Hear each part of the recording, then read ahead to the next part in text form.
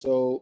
Bad. What's going on, y'all, man? Welcome back to another episode of the Sizzle News Podcast, man. I'm one of the co-hosts today, Najeh Wilkins, man. We should have hopefully Bacon on a little bit later. He's not kind of in the middle of something, so we do apologize for the late start, man. But I'm gonna take over for the basketball show for today. We got a special guest in the building of Martharin Agency, Jerron Pierre Martharin, man. So we excited to have him on the program today.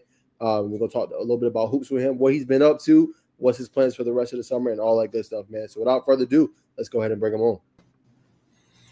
What's going on? What's going on? How's everything going, man? Going good, going good. Good to see you again. Good to be here again. Excited to do it. Yes, sir, man. Appreciate having you on, brother, man. So what's the latest, man? What's the latest projects you've been working on, man? What you kind of been up to? Oh, just again, staying out, trying to stay in the gym. I am a Knicks fan, so last night I had a friend come in town from Cali. We decided to link up at the Battery and watch that tragic downfall game one. So we gonna, like you said, we're gonna touch on that a little bit. So I was able to catch that, was able to get my eyes on that. This past weekend, I got to cover the Sweet 16 tournament over. It was a couple of days at Kennesaw Rec, Next Play, and a couple other schools in the local area. So I got a chance to see some kids out there and, just keep adding names to the database and just getting familiar with the guys out there and seeing what's coming for the, upcoming season. For sure. Who kind of caught your eye, obviously, at the Sweet 16 and being at Next Play this past weekend? All right, yeah, it was a few players. Garner Road Elite is one of the teams that was able to come out this past weekend and represent. They're out of North Carolina. If you're not really familiar with them, they're a program ran by former NBA player David West. So I got a chance to see them a few years ago. Big guy David West, Pacers, big name. Post player. Through them, when I first saw them a few years back, they actually had Tyran Sharp there. And Tyran Sharp is now on the Brooklyn Nets, so got a chance to see them back when he was in high school. So always knew that when Gardner Road comes into town, they might have a couple of pieces. And they had a couple of names out there. I got a chance to see his name was Manhurts, Chris Manhurts, like a 6'7" wing guy, 6'9" wing out of there. He played pretty good, got a good size to him, good length, averaged about 20 points a game throughout the course of the weekend, played some good stuff. He had a teammate, Thomas Thompson, another wing guy, big physical body, was out there, represented well, played good. Out of Warner Robins, there's this guy, Chase Dupree. He's been turning heads the last few tournaments. I've seen him. We got a chance to see him back home in his hometown in Macon. Then they came up here this past weekend, played a couple other teams, got a couple other styles thrown out there at him, and he still averaged upwards of like 25 a game, real smooth score, old school feel, and just really good players. So those are a few names that stood out, over the weekend and kind of had me add to my notebook and things like that. For sure. And then you talked about just obviously having a database and stuff like that. I know you do write-ups on these kids. So, in terms of when you evaluate, what are you looking at? Are you looking at just their ability to maybe create offense, ability to defend at a high level? Like, what's some things that catches your eye as you try to highlight these kids? First out of the gate, from the tip ball, like I said, like last week, starting with warm-ups, just the intensity with how you warm up, how hard you go in warm-ups. Are you trying to make it known when you're, it's layup lines, but are you dunking? Are you throwing up some like windmill dunks? Or are you just two-hand throwing it in the rim, showing off your bounce? How consistent is your jumper in warm-up? It's a pretty smooth flow within warm-ups in the pregame routine, so it's no defenses out there. So it's like, is your jump shot clockwork? Or are you clanking everything? And then in the game, we're watching you how you move. Of course, size. If you have a size, that puts you at a little bit of advantage. How you move with that size. Your 6'7", 6'8" guys move like 5'8" guards and things like that. So watching your footwork. Just intensity and like just how you do the little things, rebounding, diving for loose balls. If you can dunk, are you dunking on every transition play, or are you, going up for a layup? Just those little things. Like, how are you standing out from the crowd to make yourself known that, like, if I had a scholarship on me and I have to offer you, like, you leave no questions unanswered for me to give that to you. 100%, brother. And then are you a solo show, or do you have people, obviously with you when you are out here and you're doing these evaluations?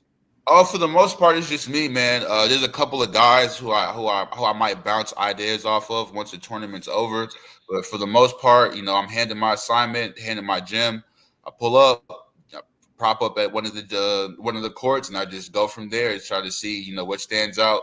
Am I familiar with this team? I might be familiar with one team, not the other. So let me watch them for a little bit, see, was I accurate in the write up? Is it transitioning over? Was it just a one game thing, or are they actually like that? So just go from there. And, like I'm saying, I'm from 8 a.m. And then when you get there pretty early, on Saturdays, most teams play twice. So that way you're able to tally like, all right, I might have to come back and watch X team, or I might have to come back and watch them against this, or, notate that team to see if they're playing on Sunday in like one of the championship games, where the stakes are a little higher. How do they perform in those type matchups? So just solo guy out there. I just, like I said, I got my schedule and I just go from there, go with the flow.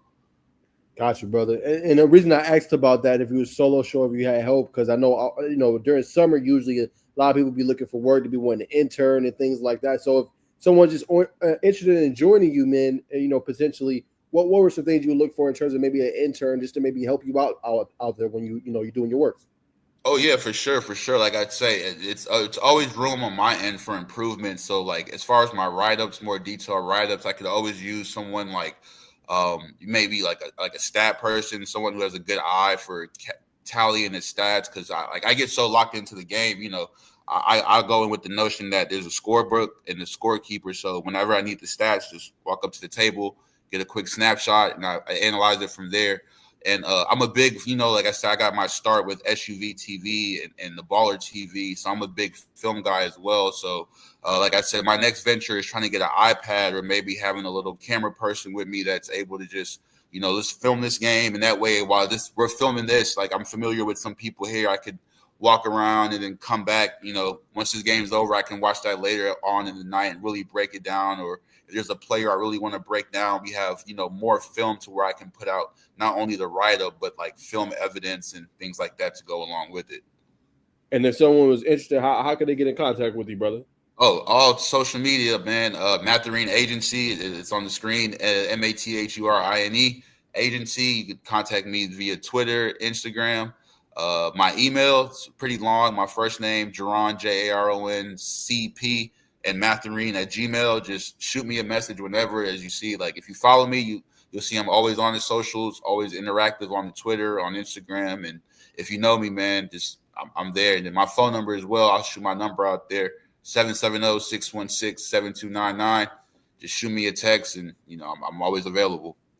There you have it. So if anybody's interested in interning, we'll send out that information as well, man. So appreciate you sharing that part. I want to go back. I know you mentioned it last time we was on the show. I didn't get to hear it though, but you mentioned your start. You just kind of alluded to a little bit, just with SUV TV, them giving you opportunity. So how did that come to be? Did you have to like go to an event and get noticed, or did you apply for an internship? Like how did that start kind of get started for you? Oh, just going out there and just kind of being active. Like I said, it really started in college. I've always, chopping it up with the boys. Like, what do y'all want to do? What do we want to do as careers and stuff? And that's always kind of been my ear to this like notion. You see the agency in there. I kind of dabbled with wanting to be an agent.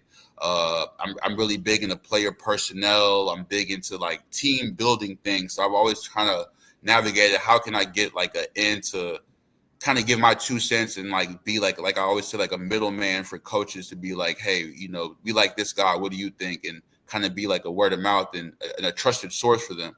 So just starting with them in college, I had a health class where one of the teachers was actually the coaches.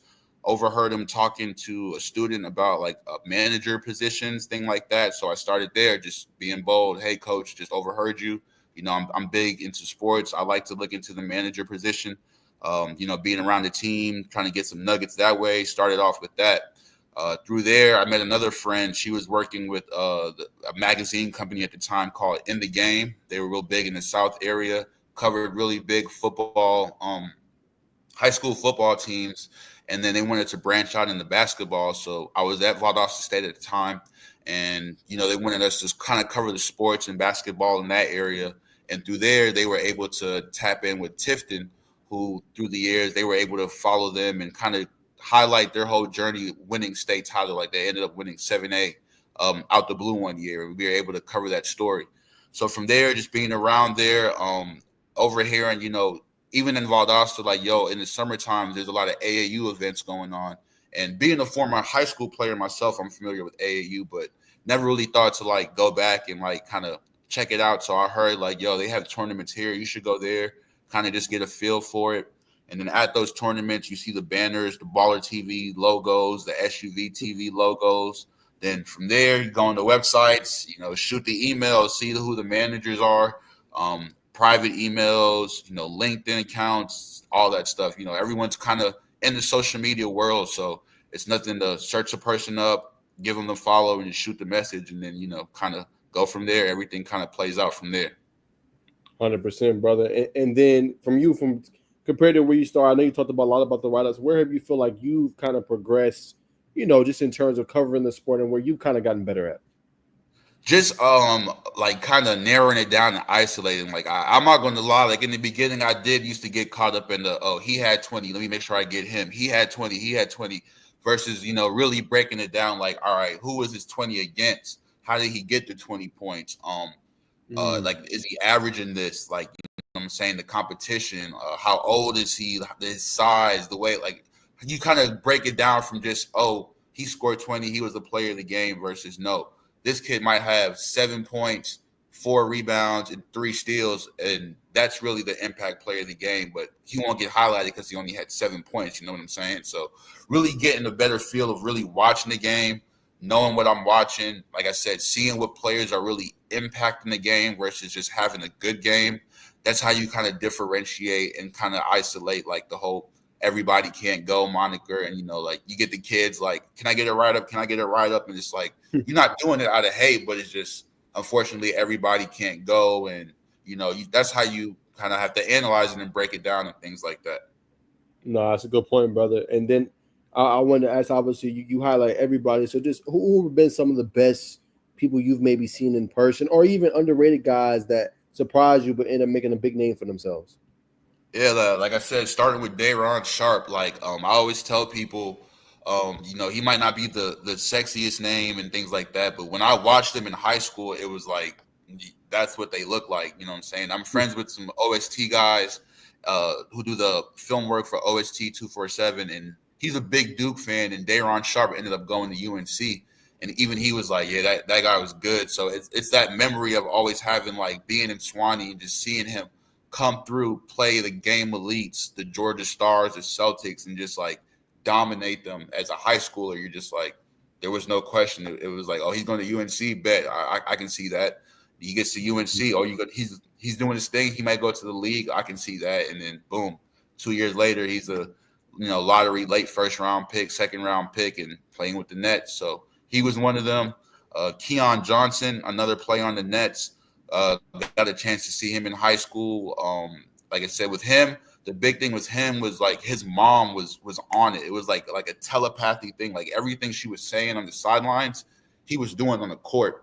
And I remember that to this day, to the point where his little brother, I just did a write-up on him as like a name to monitor in a couple years as one to watch. So like seeing how the basketball can be like your mom played at a collegiate level and she has gems and can pass it on to you and turn you into a pro. Like it's crazy seeing that aspect of it. So, Anthony Edwards, got to see him in high school. Walker Kessler, got to see him at Woodward. And, he was a player.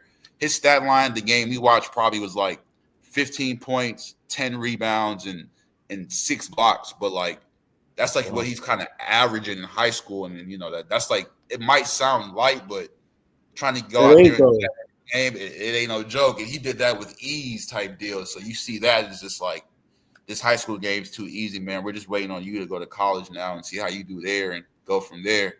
One of my favorite articles in my phone was when back early when Chance Moore and Jabari Smith were the 2 hot names coming up. And I had an article that said, like, a lot of people were on Chance Moore. He was the highly touted one, but I was like, Jabari might be the one we need to really look at.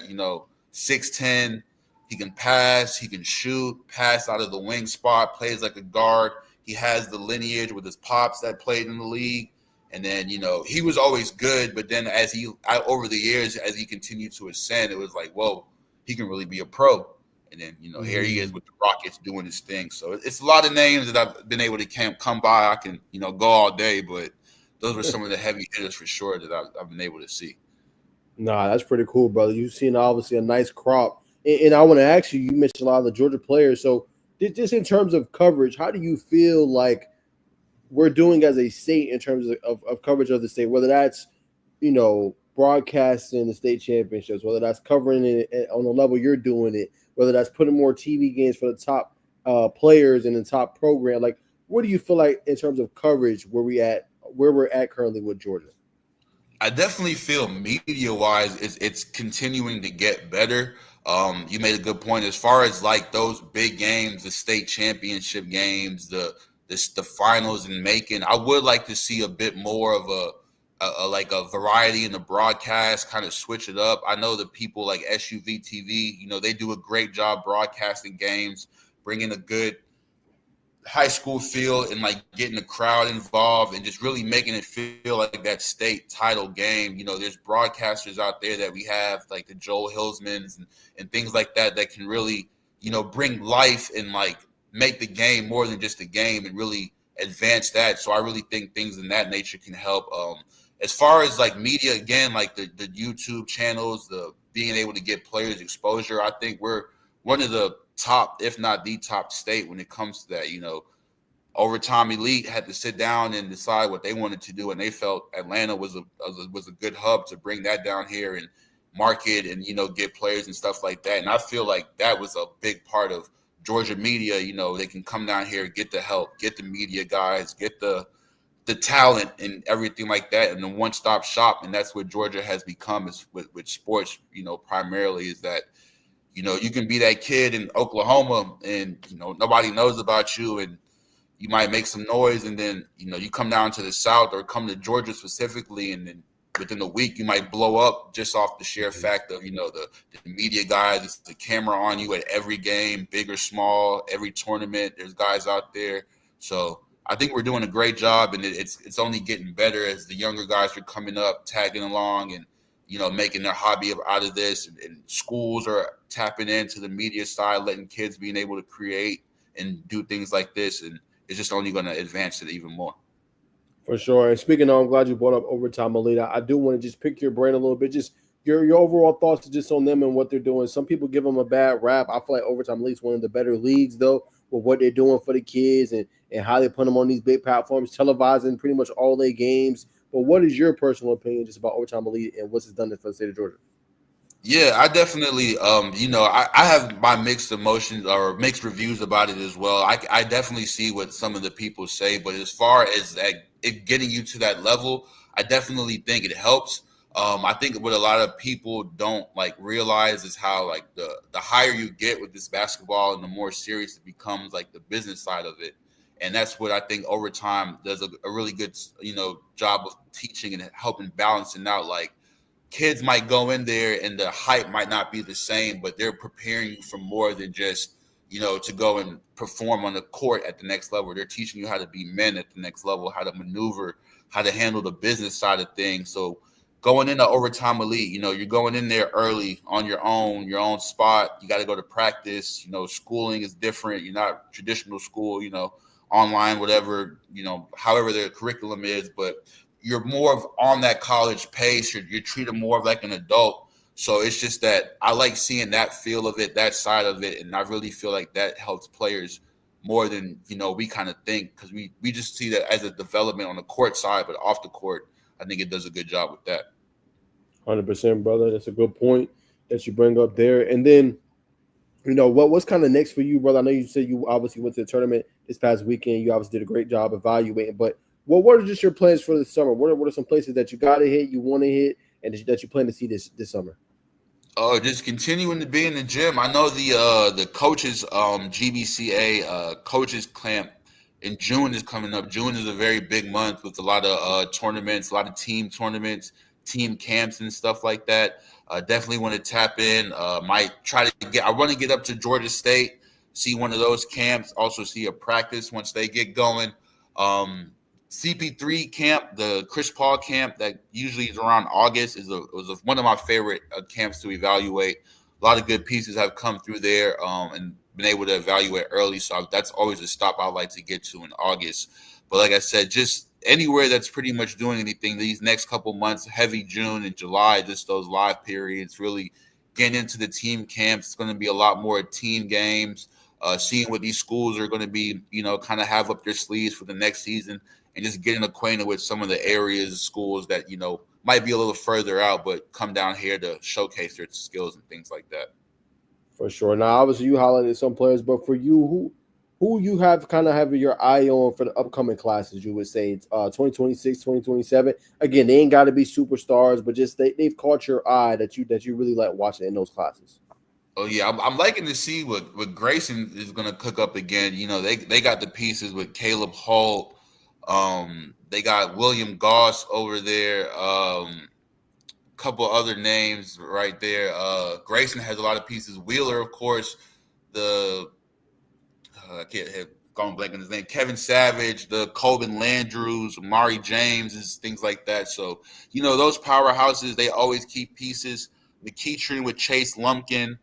Hillgrove with Bryson Jada, and I can't think of his name. I'm going blank right now, but they got another big over there in Hillgrove. So they got a couple of pieces. The pieces are spread out everywhere. Got familiar with Caden Jackson over at Gainesville this past weekend. Real bouncy guard. Alatuna is a name that I'm hearing a lot with a lot of kids, linked to that school, and they're right down the street from me. So that'll be fun to, quick, easy watch. A school that I haven't really tapped into like that, but, would like to see what they're cooking up, and just everywhere, man, everywhere I can get out. But of course, the top names, the Norcrosses, with Zaire Anderson and things like that, they're everywhere. So it's just about keeping tabs on them, seeing how they steady produce, and going from there. For sure. For you, Jerron, where do you think players really blow up? I know you talked about social media. Is it more you think predicated on maybe Instagram where these kids kind of get seen a lot more? Do you think it's X? Do you think it's TikTok? Like, what do you see platforms where these kids can really like pop off at? I say it's X, man. I'm 100% behind X. Like I said, back when I was in college, I remember when one of my professors was just putting us on to Twitter, and I'm just like, this doesn't make sense. This doesn't make sense. And then fast forward during COVID, my friend was like, yo, like you really should, log into Twitter. Twitter is hilarious. You learn a lot on there. It's just a lot on Twitter. And then I started to, get into it hard, started doing my research. And I even feel like with I'm 32 right now. It's, I'm a 90s baby. And I feel like, we're getting to that medium where like a lot of us are about to start taking over those seats in a way. And I like to say that X is the news for our generation. Like, our parents was Fox 5. They would come home, throw the TV on.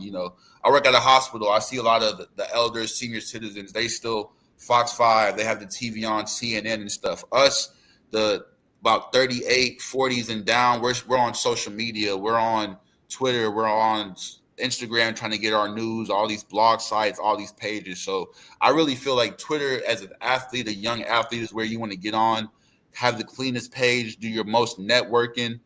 Throw all the highlights on there, all the articles you get, just use that as like your board, as your kind of like web resume, and just build off that. Because all the coaches that I got followed were really off Twitter. All my interactions are off Twitter. Met you guys off Twitter. So, it's just like, I think X is definitely the top one for a young athlete for sure. 100%. And obviously you just mentioned about working in the hospital. I know you do this, obviously, on the side, in addition to everything else you do, brother. How do you just balance everything, man, and continue? I know hospital, man, can be long hours, brother. So how you just balance out everything and still continue to churn out work and do a great job? It's just that grind, man. The hospital is what pays the bills. I got a little son, a little boy, so I'm in the mindset. I like that, the consistency of the paycheck, insurance, the little side stuff like that. But like they say, it's when you find that passion, when you find what you really love to do, it never comes off as a job. It never comes off as hard work. It's rewarding. And then like the only battle I really have with it is like, do I want to bring my little man with me or not? Because be in the gym for 8-7+ hours, and I know that can get restless for him. But other than that, man, I love it. So it's never like an extra work for me. It's never a burden for me. It's rewarding. It's fun. It creates conversations amongst me and my friends, and I love to do it. So I can work all those hours there, but once I know Friday, Saturday comes around, it's I'm about to go see some hoops. I'm getting paid to watch hoops and evaluate hoops, and then a few years down the line, watch my work blossom, and that's there's no better feeling than that. I can do that all day long. 100%, brother, and you're doing a great job with it too, man. So kudos to you, brother, for continuing to work hard. Appreciate yes, sir, man. And then obviously you talked about advice you would give, but maybe say somebody like me or that want to get more into the hoop space. Obviously, hella busy, but like how would you say to get in good maybe with the kids or even the coaches programs? I know everything is relationship based, but maybe just say we're starting out fresh. What would you say is some strategies or pointers you would give us? Like I said, I've heard it a lot. Just when you walk in a building, appearance is everything in a way. Make sure you're clean. You know what I'm saying? Don't walk in looking crazy, talking crazy. Appearance is good. Walk in like you belong, like you belong. Have your gear with you. Don't just try to walk in and think it's gonna be just have your gear, look the part, look presentable. You go in there, like I said, as soon as the game is over, I get up, no matter where I'm at. I'll walk across the court. I'll wait for the handshake lines, and then hey, number 3, I can get your picture real quick. Number 20, can I get your photo? Get their info and just chop it up. You had a good game out there. Can I get your name, Instagram? What school do you go to? Then from there, I follow them. Follow them on socials. Put the post out.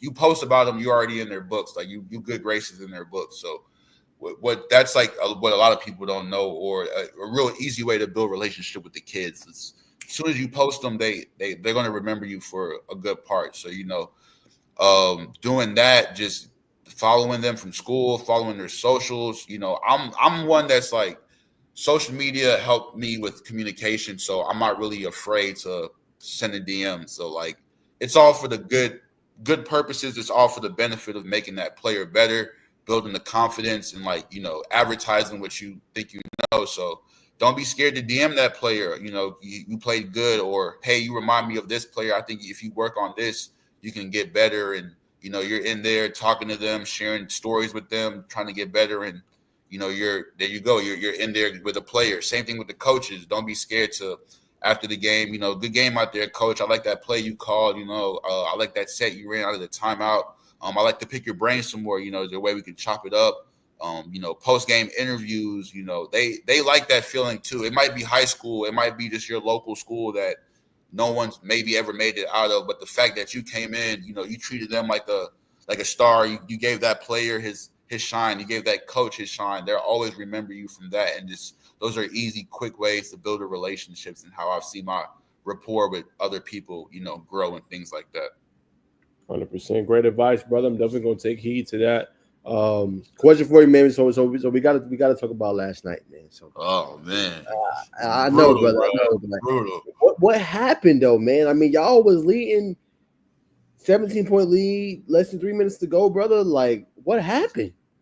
Like, I remember, like I said, I try to go to a lot of games too. I went to a Hawks-Cavs playoff game back when Cavs had LeBron, and I'll never forget, bro. The Hawks were up 10, and this is how the Hawks were up 10, maybe 6 minutes in the fourth quarter, and this is Braun on the scores table. And it's just like, you sit there and you feel it, bro. And that's how it was last night. Like, you just felt it. Like, all right, Naismith, after the fifth one, like, we're not going to step up. We're not about to blitz this man. We're not about to switch the defense. We're just going to let them shoot 8 threes in our face like this. And then, Josh Hart playing OG, missing layups. I mean, it was just a disaster. Nothing called up. Just 5 out, no plays ran, no set. That last shot, everyone's drained, not really trusting our bench. It's just looking like the same old Knicks, man. But that was a terrible collapse. Yeah, and man, people that keep was trying rough. Halliburton and them and thinking Halliburton is an overrated player. I tell people all the time, there's nothing overrated about Halliburton. He can go out there and get you 20 and 10 and get a dub, or he can get you 8 points and 7 assists and 5 rebounds and get you a dub. And he's good with that. So when you have those type of unselfish stars and players and everyone gets it and locked in, man, those are the sleepers, and you can't play with your food. They own it. They ready. He got his theme song. You know what I'm saying? They ready. They ready. And then for you, man, what are your keys to the game too? Like the Knicks got to get a win. You don't want to go down 2-0 Oh and yeah, go on the we road. got. So It's what do the just Knicks do? we got to get that momentum out the gate. Hit them in the mouth. Don't get complacent. Don't get comfortable. We got to trust our bench. Tap into our bench a little more. We got to mix up those rotations a little bit. We need Josh Hart players. Got to pick it up. You know, it was a little bit of nerves, a bit game one, but everyone just got to just pick up the intensity, play smart, and just close it out. You know, like we get up 10, cool. We get up 15. The game's not over till the double zeros hit. So finish strong, be disciplined on the court, and we got to leave. We got to leave New York with at least one, man. For sure. Who do you really like on the Knicks? Of this current team or this current era, I should say, that you've just enjoyed watching. I've definitely the Brunson piece. You know, since he's came in, that energy he's brought over is just been crazy. You know, watching him work, and he's a smaller guard, getting to his spots. His whole storyline with his pops. You know, just the way he plays. He wins me over at every game just because he just has that dog in him, that will, and that fight. So I love watching him play. Cat, I like Cat. He be doing some weird stuff sometimes, but he means well. He means well. So I like Cat, of course. OG is cool.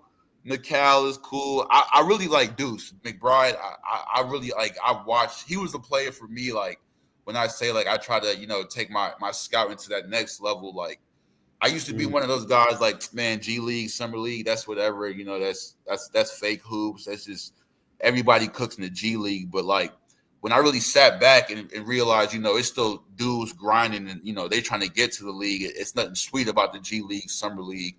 Deuce McBride was one that really showed me that because he was one that, like, I remember watching, Deuce is maybe 6'1", 6'2". He got a fast break, and I was like, you better dunk that. You better dunk that. And then fast break, one hand, And so seeing stuff like that, he always caught me because it was like you were a smaller guard, but you making it known out there like, it ain't sweet, it's not layups when I'm coming down the court, coming down the lane, it's dunks. I'll meet you at the rim, ask who was it? I think it was Siakam last night or Obi. He had that big block at the rim, like the dog, he'll do that work. They wanted him to become a better 3-point shooter. Like I was telling my people last year, people forget we had Brunson, then the backup was Quickly before we got to McBride, and then that work that McBride put in to become a better shooter, become a better role player, understand that 6-man game, allowed the Knicks to trust it, ship off quickly, and, give McBride that bigger role. And here he is in the playoffs making plays, Eastern Conference Finals and things like that. So I really like those stories and things like that. So I like what we cooking up right now. How often do you watch G League? You don't mind me asking, brother? How often do I watch G League? If you can. A lot actually. One of my same friends I was telling you about from the Macon area when I was talking about Dupree. He's actually a season ticket holder to the Skyhawks. So anytime he's in the area, he'll hit me up, and we've been to a lot. We rock with the squad a lot. So seeing Keaton Wallace get that come up this season was fun. Vic Krejci, another one. Mo Gaye, seeing him come up through the ranks a lot. I got a post where I was able to Matt Buzelis. I saw when G League Ignite came through and played them. So I try to catch a lot of games. I like going up there. College Park Arena is a real intimate arena. So the games, you get real close to the action. And even though it is G League, it's still high level. So you can really see, like, it gives a good way to mental rep how to really analyze the game and stuff like that. 100%, brother. Like you said, it's really slept on, and like you said, it's dog days. Like you really grinding to try to even crack a rotation up to the next level. So, I guess for you just obviously hitting on it. But if you had to tell young players who maybe, I don't want to say look down on, but don't really like care for the G League, what would you maybe tell them, maybe just in terms of growth and development that it can help them, get into the league potentially as another route? One game I went to, I asked myself a question, like, what were these dudes doing in college? So like you said, for anyone trying to frown on the G League, the Hawks starting 5 alone, everybody on that roster averaged double digits in college scoring wise. Wow. So that's like that's how you try to analyze it. Everyone thinks they need to score. Here are 5 guys who, at the Division I level, Power 5 schools, average double digits for multiple years, 2, 3, 4 years, and they're G League players. And, like a 15-year-old freshman who's top 10 in the country thinks, G League is sweet, hasn't played a lick of college ball. And, here's a guy that's, if it's you or him for a contract, a lot of people gonna put their money on like the G League dude. You know what I'm saying? Like it's a grind. So it's definitely not something a league to be frowned on, a league to downlook. It's definitely, like I said, it's smaller scale, smaller market. So I would advise like people to go to those games, go to more G League games and like analyze it, see the different levels. Like, yeah, you got the high school, you got college level, you got D2, you got the NBA, but the G League is also another level and another step before that can really show you what like you need to improve on, or how can I be of an asset to a team, or where a team is really looking for, or how am I 6'9" but getting overlooked and things like that. Like you can really study the game and things that way. Speaking of the game, just as a totality, not necessarily high school, not necessarily college, but let's talk NBA. Where do you feel like we are right now currently in the NBA? Some people, didn't have a lot of good viewership, to be honest with you, just in terms of the regular season, right? I feel like the players don't try enough. 82 games, it's long, but the playoffs really have lived up to the billing for the most part, right? Highest viewership in 15 years for the first round, right? More people are tuned in. Just what's your thoughts on where the game is currently? I think it plays into that. Like I talked about with X and social media, it's just that disparity, that age gap, the younger people who were watching the games, we're on social media now. So a game back in the day, like when we were in, say, how old are you now, if you don't mind me asking? I'm 27. 27. So like when we were younger, back in ESPN, we had to, if we missed the game, we had to wake up, watch ESPN, wait for the highlights, check the tickers, see who did what.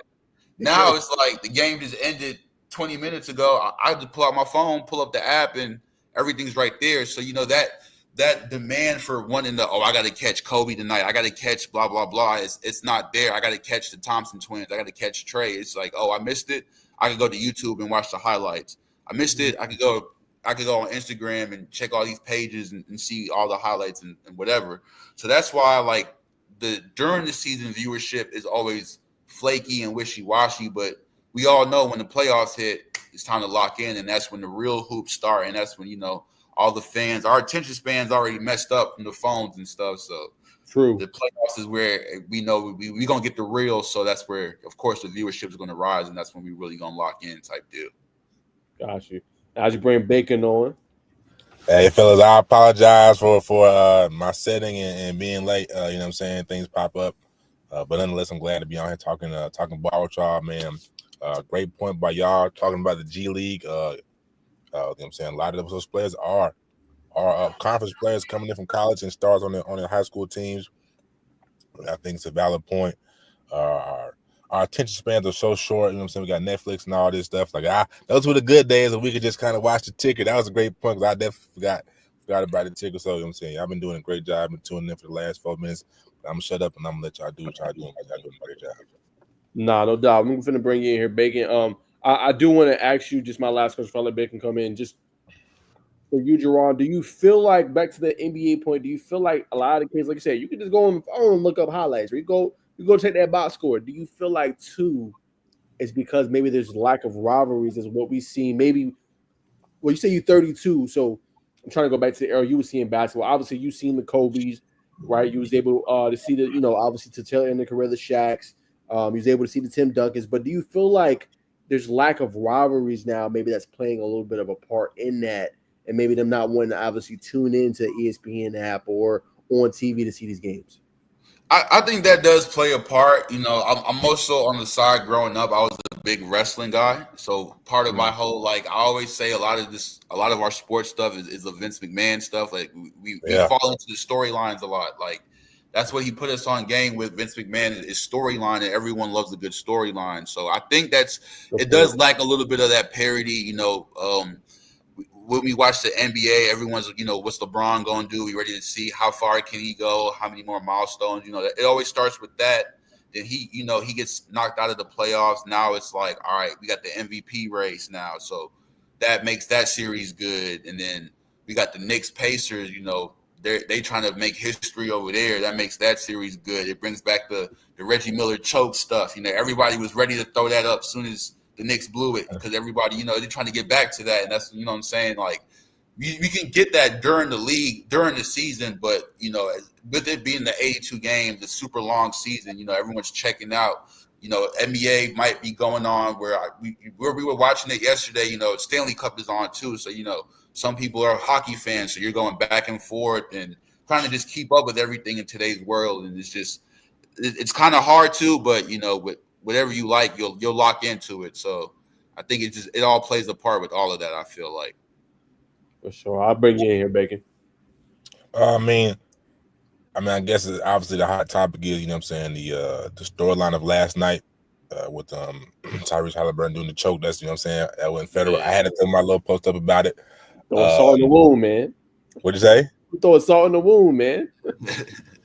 I'm just, it was a great spectacle, man. I think if the shot would have went down, or if his foot would have been behind the line, I think, I think that's a shot of the decade. You know what I mean? Right. It's gonna be one of the shots that probably would have been the shot, like Ray Allen hitting that shot in the corner. But also, I just think, and some people are not gonna agree with this. We just need to let the players be more of themselves. Like we see Ant-Man being himself. We see Shea. Shea is he's cool, calm, and collected, but he's very cerebral. As we saw, he brought his team Rolexes. Like that needs to be marketed more, maybe by ESPN and NBA. I'm sure they talked about it, but that needs to be more in our faces, not just posted on IG. So a combination of, like you said, using the Vince McMahon's tactics of putting these storylines in our face more creatively throughout the season. Yes, I know they promote the NBA app all the time. Tap in the NBA app, you see more behind the scenes, but you need to do more of putting it out into the people. With the ad dollars that you record throughout the season. So those things are what I believe we need to see. But my question is for y'all, do y'all think it's over with for the Knicks? Do you think that, they suffered too much of a psychological beatdown last night to even make this a respectable series? No. I can't. Extreme? Yeah, that's extreme, bro. Come on, bro. They collapsed. To my storyline point, they dropped the side by side with Halliburton and Reggie, and they said what people don't know is after Reggie hit that pose, Pacers went on to lose that series. So, like I'm saying, it's game one. We getting hype. Even myself, I'm trying not to get caught up in my emotions. It's just one game. We see what it is. Like I said, Aaron Naismith, I got to dare with you. I dare you to hit 8 threes again next game. So we, you know what I'm saying? It's a lot of parts that got to flow. So we go see that the Pacers do. I will say the Pacers do have an advantage as far as like their depth and bench pieces. Because I was talking to someone today, and he's telling me we need to tap in with PJ Tucker more, and just trying to agree with that statement alone is just like, bro, where am we at right now? So it's gonna be a long series. It's gonna be a long one, but I think we should be all right. Yeah, I play with 7 deep, and I've been talking about this on the show for the longest, man. I think Coach Tiz maybe need to, just maybe add 1 or 2 more, whether it be PJ Tucker, and somebody else off that bench. Shamit over there. It's just some weird pieces, but I guess they can work. We put DeLon Wright in. He's another one. Like just some weird names. They fit the system, but it's just like that compared to Nembhard, that compared to McConnell, that compared to Naismith, Mathurin. Like these are just dudes off the bench. So it's like just talk about it now. Y'all getting me a little more worried, but I got faith. And then Bridges only had 10 minutes. Well, he only played 10 minutes last night, right? Yeah, something like that. Not Bridges, but But McBride, yeah, something like that. But it's just like they, everyone's got to, I guess we saw how they came out, and, they taking pieces over there sweet. So they, like I said, it's game 2, they got to lock in off the bat, just put their foot on their necks and just go crazy out the gate. Nah, for sure. So, but I'm saying, how far did y'all get on? Did y'all touch the list at all? No, I just kind of freelanced it, bro. All good. So, ladies and gentlemen, if you're with us, we're talking NBA news, but so we want to get into some of the grassroots basketball. Nike EYBL 3SSB is very well underway in session 2. You know what I'm saying? So we know y'all like to see. We're talking about today's star, but we want to talk about tomorrow's upcoming star. So, the first topic, number one player in class of 2026, Tyran Stokes is back. He had his first weekend back in the EYBL, man. So I'm gonna start with you, Jerron. You know what I'm saying? What did you think about Tyran? You know what I'm saying? Going back playing with the Oakland Soldiers. Do you think it was pressure? Do you think he wanted to, or just what's your overall thoughts? I like Tyran. I remember last year they had a chance to come out to Georgia. I can't remember what exactly tournament they played in, but I got a chance to see him play. And like I said, I analyze them. I analyze players all the way through. So like, I already saw him, and I was like, he's kind of one of them. Like he's tough. He don't take much. You know what I'm saying? Like he'll tell you to your face, kind of like that Scotty Barnes kind of energy. Attitude with it, and he plays very loud, above the rim, big guard. I love the big guards. And, he's a little bit of a character, so I like that he's back. He too brings like that swagger back to EYBL. The number one player is back on the map, back in competition, and everyone's going to be gunning for him and giving him his best. So I'm ready to see how he turns this up this season, finishes out his last season strong, and just how he really bounces back and take over the league. 100%. Nah, what do you think? You think it was you think it's him like a player led, or you think it was outside people coming in? Because I was listening to the telecast this weekend, and he believes, or his quote was that he's coming for it all. He wants to get that McDonald's All-American game, which I feel like he was going to already get already. But maybe if he sits out and doesn't play, maybe the voters will slight him, which I doubt. If you slight the number one player in the class, that's you're doing not only McDonald's All-American game a disservice, but you're doing the kids and the product a disservice. But what do you believe? I don't know. I was looking at some stuff, some little tidbits, some blog sites. I think he really just wanted to work on his game. You know what I'm saying? I think he wanted to work on his game and perfect his craft. And I think he said, hey, let me take some time, and work on my game a little bit, which is why he initially said, hey, I'm not going to play EYBL. And I think he thought about it, and he was like, okay, I've been working on my game, getting stronger, faster, quicker, better off the bounce, better off the dribble. And I think he said, you know what? I'm Tyran Stokes. I'm the number one player. Let me remind these people who I am. And I think that's when he went on to the session and he balled out and did his thing. So I think when you're number one player in the country, you can decide to maneuver kind of how you want to. I mean, ain't no school. If they want to come see you for a player like Tyran, they're going to come out there and come see you. I don't think it matters if he plays on the circuit or not. He's that good where he's straight. And there's nothing wrong with prioritizing your game, and not having to play in all those games before, because sometimes you need that individual instruction or you need that individual kind of critiquing compared to a team game where you're going against players like they're good, yes, but you're a junior, you're going into senior year. Right now, you're really trying to prepare for college.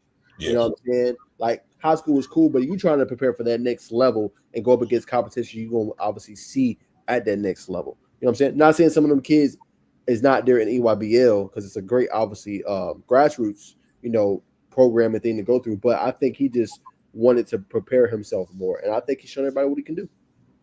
I agree with you, man. So this, per Joe Tips, I was on his page leading up to today. He's got a lot of buzz, rightfully so, coming from Mark Pope, Louisville's head coach, obviously Coach Cal, man, and Coach Bill Self out of Kansas. So, he's doing the right thing. It'll be interesting to see, where his recruitment takes him, because, he is a great player.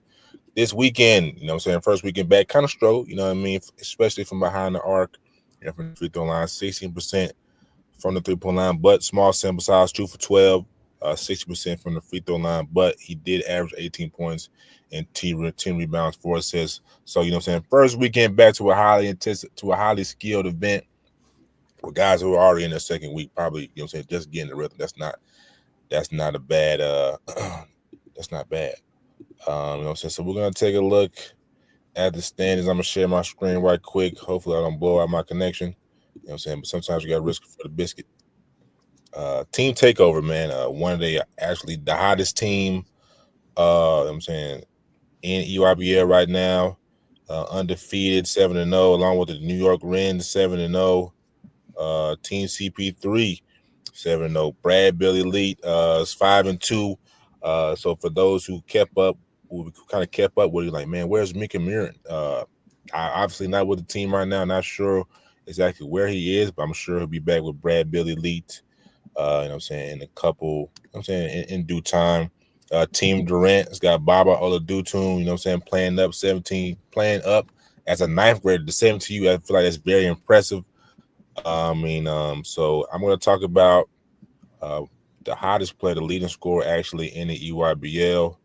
His name is Caden Samuels, averaging 23 points on 47% shooting. You know what I'm saying, 20 or 43 from behind the arc, man. He's just been cooking from DC team takeover. You know what I mean, just 5-star, doing his thing. You know what I'm saying? He's real humble, man. I tagged him in the article on Instagram. He posted that. I reached out to get him on the show today, but obviously we'll see where we're at. But this super electric, very traditional 3-level scorer. He can shoot the mid range. Just a very smooth game, man. Just loves the game of basketball. So that's my first standout from EYBL. You know what I'm saying? I'll pass it to y'all. Who else stood out to y'all? I'm saying this session in Memphis, and I'll start with you, Najeh. Yeah, man. I mean, obviously, you talked about some great players. Went back, did some research. I mean, I think for me, got to start obviously with Christian Collins. He was great. Mm-hmm. Obviously very dominant. 15.7, 6.7 boards, 1.7 blocks, 1.7 steals. He reminds me of what Jerron is talking about with these players. Everybody gets so caught up in having the 30 to 40 piece or the 25 plus piece, but can you affect the game in other ways? I feel like he's one of those players that can, doing multiple things, rebounding, basketball, defending at a high level, just doing everything, doing the dirty work, doing things you need in order to obviously be great. And then, obviously I got to go with the other center, Paul Osirigi. Yes, sir. Another player that's just, again, not going to stand out in terms of points, right? 11.8 points per game, but defends, 2.8 blocks, just getting it done on that defensive side of the ball. So I love players like that. It's giving me the energy on both levels, being good. All that stuff matters, man. And I think they're doing a great job with that. 100%, brother. The circuit gave him the MVP award of session 2, man. So and his recruitment's been picking up. Georgia Tech has been in contact. And Mark Pope, you know, when Kentucky comes calling, I know Coach Cal isn't there anymore. But when the big relevant. Well, yeah, you're relevant. You know what I'm saying? You're a dog, bro, for sure. He's a high level D1 prospect. Once he turns our offensive game around, sky's the limit. But you know what I'm saying, Jerron, you know what I'm saying, who else caught your eye at this tournament? Yeah, I've been seeing some news about Rashad Tisby from the Stars. I like his game. Nice slender wing, 6'7". He's been averaging about 20 points a game. Got a chance to see him a couple weekends ago, and he has a real slender frame. Can get to a spot, old school game. Like, doesn't really need a lot of dribbles to be effective. And he was doing his thing pretty well there. And then also a name that I like is Ethan Mbako. I know that's Mackenzie's little brother, and I'm always big on like the family ties. If the older brother doesn't work out, or the highly touted ones, they're able to get the free game and pass it on to him early. So he was at Indiana for a couple of seasons, didn't work out, but he's over there making noise at the G League combo. That's the big brother, and all this stuff he's able to pass down to Ethan. So I figured once he gets all those games, is able to mold it. Get all the gems from Big Bro. He can be a surprise name that, shoots up the ranks and kind of does some things at the next level as well due to his size and the lineage and just having that next ready build early. 100%. Fun fact, Caden Samuels has a little brother as well that's coming up the ranks. So I'm saying it's a lot of namesakes to keep watching, to keep an eye out for. But I'm gonna get ready to bring up a 16-year-old, I believe he's 16-year-old, playing for team. Why not? I know Najeh may recognize his name once I find this clip. Man, he's a dog. I believe he plays two-sport athlete. I believe he plays tight end or defensive end. I think he might play all three, if I'm not mistaken. But he had a crazy dunk this past weekend. Let me give you one second. Here it is. Wish I could find his name, but I'm not unless I'm going to show the clip for the people, man. This one was crazy. All right, we up. If it was, of course, it won't load. But here we go. Yes, sir. Ooh. Yeah, he's tough. He's tough. I wish I could get his name. Let me see if somebody got it in the comments who it is. Of course. Oh my. But you know what I'm saying, he's a dog. I'll get his name as we continue to go through the show. But he's one of those ones says he wants to play basketball and football on the next level. So that was probably outside of Caden Samuels. Those are probably the top two guys for me. Of course, Tyran Stokes. But you know what I'm saying, brother can play, bro. Like he was everywhere on the court, affecting the game in all phases, rebound, blocks, obviously dunks. You know what I'm saying? This high energy, high motor type of guy. I mean, you can definitely see the football characteristics just pull out to the hardwood. But as we finish up, you know what I'm saying, let's y'all hear, well, actually, I finished up the names I wanted to mention. So we're gonna tab into the 3SSB.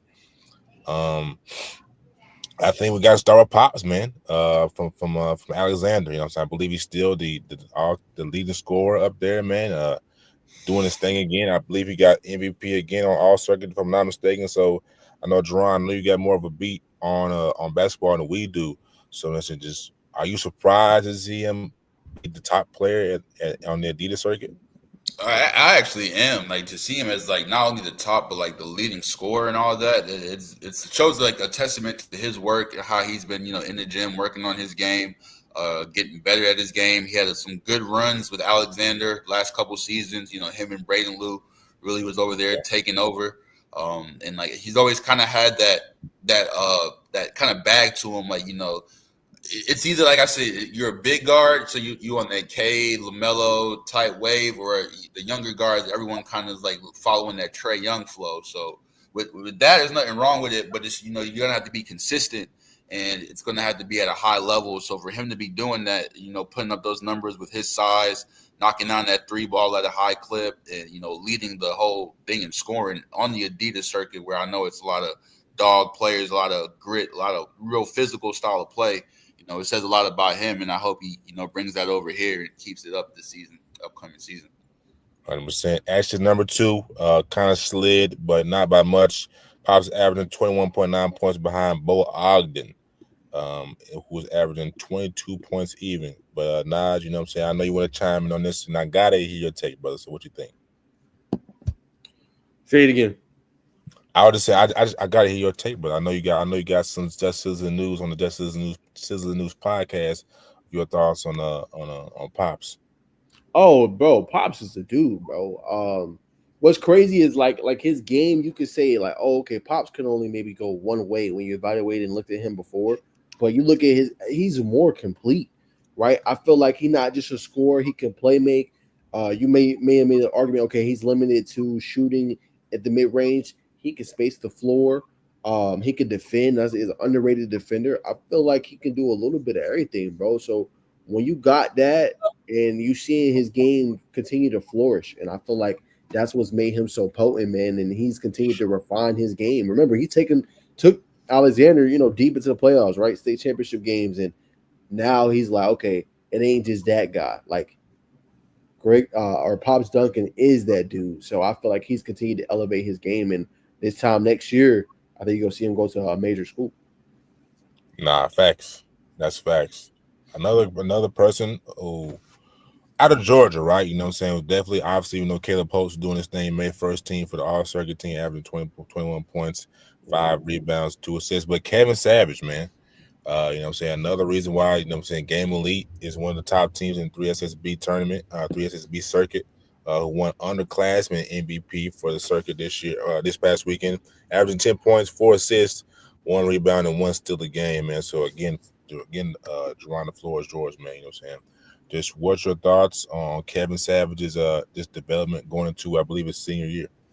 Yeah, Kevin's one of those guys. He's been on the scene since forever. Since a camera's been put out, they've been on Kevin. So he's another player that, like, when I evaluate, I might have left him out a couple of times on like standouts and rideouts lists, but he's definitely like I know his name. I know who he is when he walks in the gym. He garners that attention. When you really watch him, he's a true point guard. Like those guys like him, like how Grayson had CJ Highland the other year. You might overlook their height or overlook them because of their height, but they play big. They do a lot of the little things right. Like you said, space the floor well. He's a great passer. Can knock down big shots if needed. Solid mid-range game. Can shoot the three. Create off the dribble well. He's not afraid to get physical in the like on the drives and play through traffic and play through contact and things like that. So he's a very skilled guard. He's been in the fire early. He's used to it. So he's definitely one of those underrated players that, comes through, does his 4 years at Wheeler, leaves with a couple state championships, and, builds his resume here on the 3SSB circuit and just keeps getting those extra bumps to only make him a better player. 100% namesake, right? His brother played for the Wheeler Wildcats too. Played for Coach Joey. His last name is escaping me right now, but Coach Joey, kind of down here in Noonan at Heritage. It's a funnel. It's a brotherhood with the Wheeler Wildcats. So again, I'm gonna throw the mic to you, Naj. Just your thoughts on Kevin. I know you interviewed him a couple of times. Yeah, another player. I mean, you see him with Kevin, just again a more complete game. I mean, he's playing with Caleb Hope, Kobe Landry with Game Elite, and he's one of those guys that caught your eye. I mean, he hit a game winner, bro. Game one on the line early on in their session. Not now, but this was like early on, right when the end of the school year. You know what I'm saying? And he's just continued to ball, and he's showing you, like, even back to the state championship game when he dropped 20 points. Okay, like, Coben's really good, and I think he's getting, Coben is getting really slept on by ESPN. He should be a top 100 player. I don't know what we're looking at and what we're doing there, but you look at, okay, it ain't just Coben. It ain't just Tyler, or it was last year, Tyler Jordan.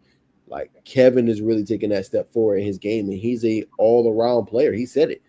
I'm trying to be great defensively too. Like, I'm not – people just look at my offense. I'm also a defensive player too. So you're seeing that in this circuit. And, again, just continue to elevate your game. As Jerron says, not being satisfied because you're good at this level currently. Also trying to think about how can I get to the next level and be successful. 100%. So just to update the people on the standings, Game Elite still undefeated 8-0. They got him at number 2, but really to me tied with Boston Amateur Basketball Club. 85. They were a top. I think they were like a top 5 team. Kind of backslid this past weekend, dropping to 3-5. So we're gonna hope that they kind of right that ship and get back up. I believe the Atlanta Celtics are top 16, if I'm not mistaken. Let me try to find them on the list to kind of give the record, but they're probably around the 500. Okay, 500, playing 500 ball, 4-on-4. I think they improved their record. I think they had a winning session this weekend. I think they had a losing record exiting session 1, but we know Game Elite. We just talked about Kevin Savage. We talked about Kobe Landry. Obviously, Mustafa Diop, who I believe is one of the top shot blockers on the circuit. It's still early. We all know we're the battling to go to Rock Hill and ultimately win it all. But can this Game Elite team win it all this year in Adidas? It's not going to be easy, Bacon, but they got the squad to do it. You look at Mustafa Diop. We've seen limited things of him, obviously, at OCE. He didn't really have that usual role we've seen when he was at Walker, right? He's actually to play more of a reserve role, come in and be a backup, be able to defend, be able to rebound, right? But you got him as your shot blocker. You got 2 pretty good to elite defenders in a Savage. Obviously, you look at a Landry. And then, they got the floor spacing. Everybody pretty much on the wing can create their own shot. So, I think when you have that, the versatility, everybody's bought in, they can defend at a high level, they definitely have a shot. Sure. Draw. Yeah, Sam, I definitely think so too. As long as the pieces are clicking together, Coben and Savage, they come from championship class, so they know what it takes to, kind of, if they have to dumb it down a little bit, or what roles they have to play in order to get to that hump. So they'll be willing to pass off gems. Everyone plays their roles. They got the team, the size. I always say it's coaching, guards, and bigs. They check the boxes, so they just got to go out there, execute, play smart, and they definitely have a fighting shot. There it is, ladies and gentlemen. We're going to briefly gloss over the Under Armour circuit because we got to talk about what's the guard from Overtime Elite, Naj? Which one, brother? You gotta help me there. Originally from Clark, from Athens. Oh, that's Marcus. No, yeah. Yep, Marcus Gillespie. Yep. Yes, sir. We got to talk about Marcus. Marcus been frying, man. You know what I'm saying? We're gonna dive more deeper into the Under Armour circuit next week, ladies and gentlemen. But I gotta talk about Gillespie, man. He's been doing this thing. I'm saying I might not even pull up his numbers, so we're on crunch of time. But definitely want to shout him out. Been doing this thing, and also another standout for 3SSB, Cole Rosario. Cole Rosario doing this thing, picking up a string of offers. Been making some kind of like slept on players lists, but you know that he's on Team CP3. I believe they're one of the top teams in the EYBL. That's a name and a team to watch. Come Peach Jam. I think they're definitely gonna break some people's hearts, and he's gonna be one to be doing a lot of that work. But definitely want to bring up Marcus Gillespie, and we definitely Jarvis Hayes Jr. Got a chance to catch up with him. You know what I mean? It's like, you know what I'm saying, see where he was at about just saying this his game. Obviously, Georgia, you know what I'm saying, his father played at Georgia, played in the league too for the New Jersey Nets. You know what I'm saying? Just we kind of talked via DM, so I can't really engage him. But nonetheless, brother hit me back fairly quickly. He was like, yeah, man, I'll be down to do it. You know what I'm saying? Gave him some good answers. And just talked about how we all know Jarvis is an elite scorer, very crafty, knows how to use his frame. But it's like, yeah, and I know everybody knows that I can score the ball, but I really want to just show everybody that I'm a good teammate. You know what I'm saying? Just being vocal on defense. You know what I'm saying? And being a defender. You know what I'm saying? Got a great frame. I believe being 6'5", if I'm not wrong. You know what I'm saying? So and that's just all effort, as we talked about a couple podcasts ago. So I believe Jarvis, you know what I'm saying? I believe he's top 30 right now in this class. But just with his scoring prowess, can definitely shoot up the ranks. And I'm going to defer to you in a second, Jerron, because I know you cover. He's always on an OTR circuit. But, you know, playing again for, you know what I'm saying, a budding grassroots team in Atlanta. You know what I'm saying? Seeing who just recently Stephon Castle, you know what I'm saying, the number one player or let's say top 5 in the NBA, Anthony Edwards, who's, you know what I'm saying, who's potentially becoming a face of the league.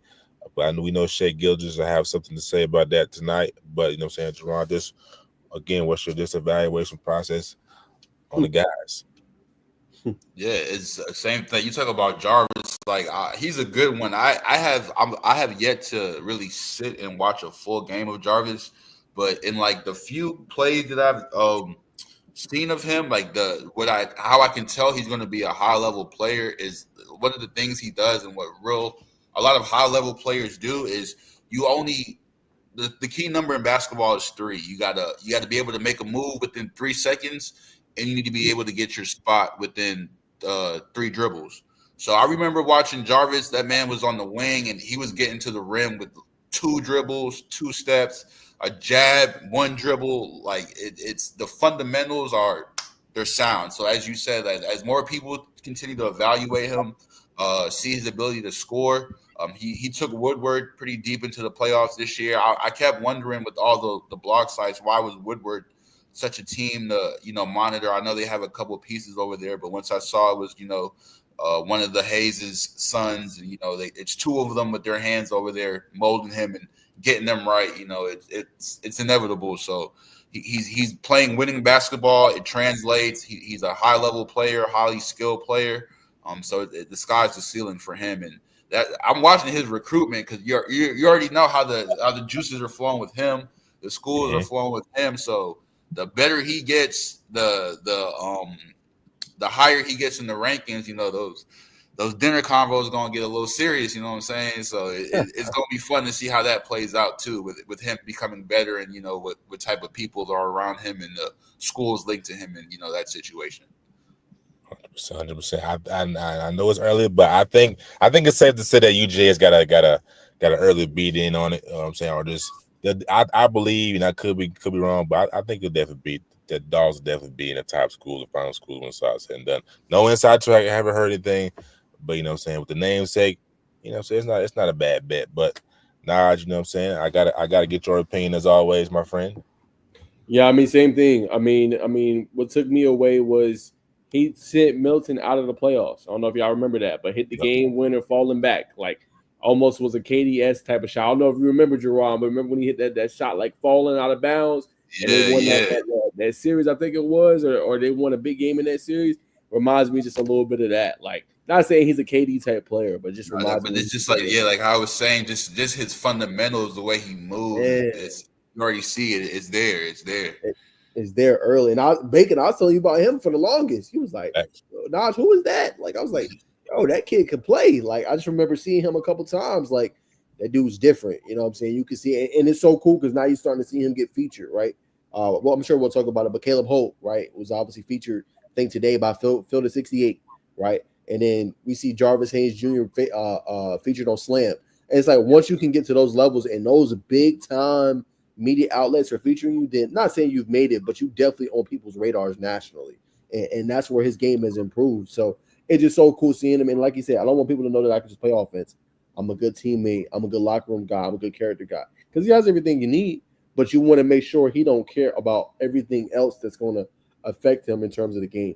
And he's an exemplary figure of that. And back to what you said, Jerron, the dinner conversation I'm sure his dad's having with him. He played in the league. So he's teaching his son, okay, this is what you need to look for. Don't get caught up in the hype. Let's get better every single day. And you've seen it on the court.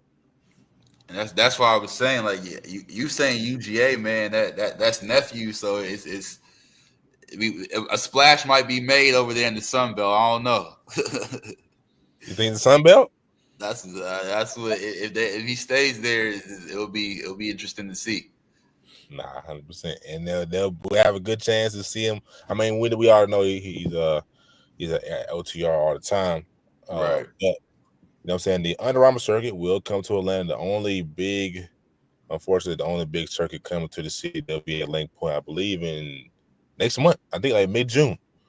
So I'm saying I'm hoping I will be there. I'm definitely gonna try to be in the mix. You said it was gonna be Under Armour.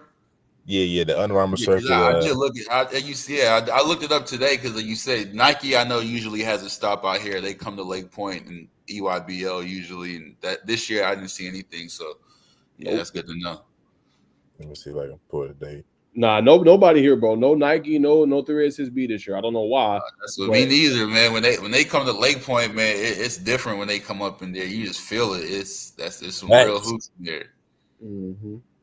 You don't feel that all off season, so they come. Back. But as we transition out of the grassroots scene, I'm gonna start with you, Najeh. You know what I'm saying? Put you on the hot seat, man. Just a standout player from the ladies, 3SSB. You know what I'm saying? So who's catching your attention? You know what I'm saying? We gotta shed a light on the ladies for sure. I'm gonna let you start, bro. I'm trying to find my notes on that one. Hold on. Nah, no doubt. Same thing. I know what's it. I believe the girl from Sandy Creek who's been making waves all year. I've been seeing her a lot. Is she one of them over there? You talking about? I know you talking about. I think she plays like ABL. Yeah. Okay, you talk about. Yeah, that's what the women's side about. Not too tapped in as far as the 3SB and EYBL work wise, but I know they got some over there. No, 100%. I do know we got, of course, Jersey Robinson. She did her thing. I was talking to our guy Ra. She's like, yeah, man, she did her thing. GG Banks, Giselle Banks, who will definitely be an overtime select coming up. It's so many, bro. Giselle Banks is like, she's Kyrie-esque when and you can see the Malaysia for Wiley in her game. I got a chance to see her last year overtime select, man. She, you know what I'm saying, she was frying. She's probably like maybe 5'6", but she's electric, man. She's a bulldog for sure. But there's another girl. She's a 9th grader. Now just telling me about her, man. She's an 8th or 9th grader. I wish I could remember her name, but you know what I'm saying. She's getting off the rim, G. And she's taking it to she's going coast to coast, playing defense. You know what I'm saying. She's gonna be big, man. I think she's gonna be on a lot of people's radars because Rob was telling me it was a couple college coaches. It was like, yeah, You see what she doing? So, you know what I'm saying? Anytime you get that, you know what I'm saying, as an underclassman, you know what I'm saying, for college coaches who don't even know you, you know what I'm saying, doing that thing, you know what I'm saying? I think, you know what I'm saying, definitely want to give her a platform. I wish I knew her name. I know that's well, it is EYBL, so definitely had to give her a shout out as well. But yeah, the floor is yours, Naj. Y'all go Fopi Oyo. She's been balling. She's like the number 39 ranked player. Currently, she got a lot of just college injuries. You look at North Carolina, you look at Houston, TCU, Miami. But just as a go-to post player, can really defend at a high level, can create her own shot, and just her vision and passing out of the post too is something that's really good about her game. That's really spectacular. And then a wing player, Peyton Jones, 2026 class. Man, she plays the game so silky smooth, getting a lot of college interest. Ball handle is tight, can create, do a lot of different things, man. But them the two I wanted to highlight in terms of the girls 3SSB. 100%, brother. Great analysis by you. And we also got to talk about Kristen Winston. I'm saying, playing for not now elite, but Alabama Stars. We know she's the number one player in her class right now, 2028. But nonetheless, you know what I'm saying, she does follow the network, you know what I'm saying? So I had to shout her out, man. And I was looking at I know this is bonus content for the women's, but I was looking at the 2025, I'm saying, women's U16 roster, and there's a young lady with the last name of Bacon. You know what I'm saying? May Kleiny Bacon. So shout out to her, you know what I'm saying? I don't think there's any relation. But nonetheless, got to shout the namesake for sure. But moving on. College basketball, gentlemen.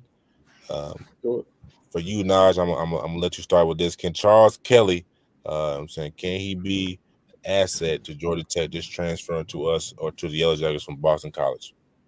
Yeah, man. I think it'll be a good depth piece, obviously, with the additions they've added. Obviously, they got the kid from Germany.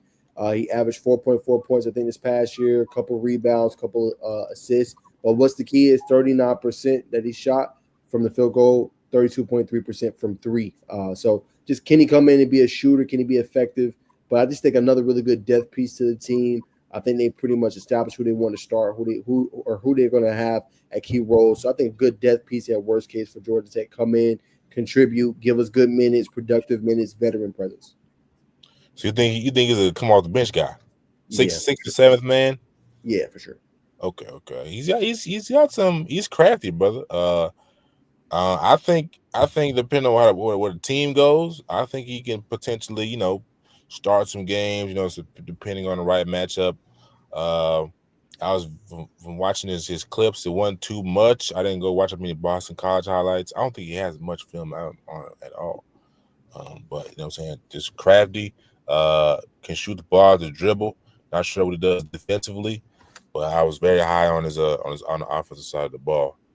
And if Drawing, if you want to touch on it as well, you know what I'm saying, we'll definitely, you know what I'm saying, love to hear your opinion. Oh yeah, that's what I see. Georgia Tech, definitely curating, cooking up a nice little squad over there. Got picked up the Cam Craft piece, Peyton Marshall over there. Then they bring back Ndongo. Yep. That you say. So yeah, I definitely, interested to see what they're building up over there. Like you said, the Chaz Kelly piece is just another quality depth player, big wing, 6'7", bringing him in. So, really just like to see Stoudemire keep cooking up, trying to build that program over there, keep that consistency. They always kind of start off hot, then warm out, and then finish, not too good. So see if they can keep it afloat, keep playing good, and, bringing that love back to Atlanta basketball for real. So, but you sound super knowledgeable about the Yellow Jackets. Are you a fan of what Coach Stoudemire's got cooking up? Oh no, I'm not gonna lie. Like one of my friends, he put me on to this. It's called Fan Tracks. It's like the fantasy for college kind of or they offer like fantasy sports in college. So I was always able to. I like Ndongo a lot. He's real consistent, real solid in the post, real efficient. So he's kind of been like that name that I've been kind of following over there and keeping me tapped in with them over there. I liked. I know he's graduated and gone, but Lance Terry, I liked him a lot. Yeah. Definitely, like I say, some pieces he got over there, like Debo Coleman and things like that. Like he had them, and the pieces, brewing. So it's just finding the right fit, the right mix, and seeing them cook up. I keep tabs with them every now and then.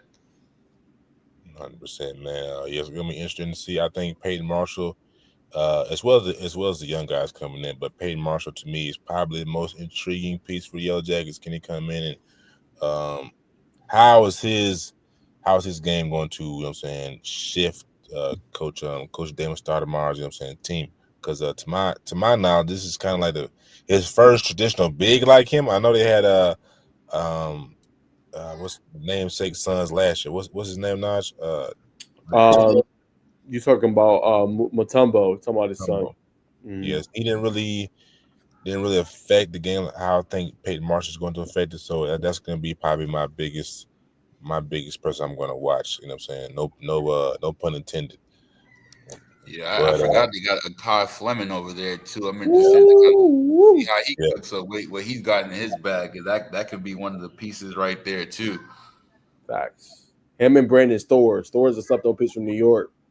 Athletic, long wing. But no, 100%. Kai, like you said, he holds the keys. He can see them like, okay, last year they took a step forward.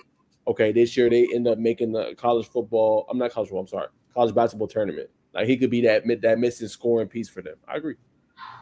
This is gonna be deep for sure.